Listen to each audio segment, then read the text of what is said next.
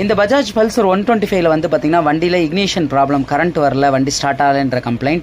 வண்டியில் வந்து பார்த்திங்கன்னா நம்ம ECU செக் பண்ணுறோம். ஏன்னா இது வந்து பார்த்திங்கன்னா ஒரு செமி BS6ன்னு சொல்லலாம். வண்டியில் மால் ஃபங்க்ஷன் லைட் இருக்கும், கார்பெட்டர் இருக்கும், மித்த O2 சென்சாரு, EOT இந்த எல்லாமே இருக்கும். ஆனால் இது BS6 வண்டி. ஸோ இந்த வண்டியில் வந்து பார்த்திங்கன்னா மால் ஃபங்க்ஷன் லைட் எரியலை. ஸோ அது எரிஞ்சால் தான் முக்கியமாக பார்த்திங்கன்னா இந்த மாதிரி 125ல வந்து கரண்ட் வரும், இக்னிஷன் ஸ்பார்க் வரும். ஸோ பார்த்திங்கன்னா இந்த வண்டியில் ECU போயிடுச்சு. நம்மகிட்ட உள்ள ஒரு ECU இருந்துச்சு. அந்த ECU வந்து பார்த்தீங்கன்னா நம்ம போட்டு இப்போ உங்களுக்கு வண்டியை ஸ்டார்ட் பண்ணி காமிக்கிறேன், பார்த்தீங்கன்னா தெரியும்.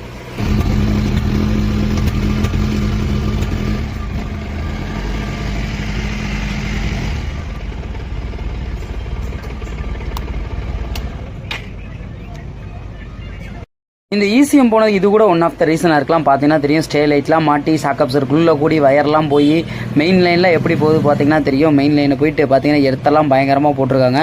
என்னமோ வீட்டுக்கு வயரிங் பண்ணுற மாதிரி.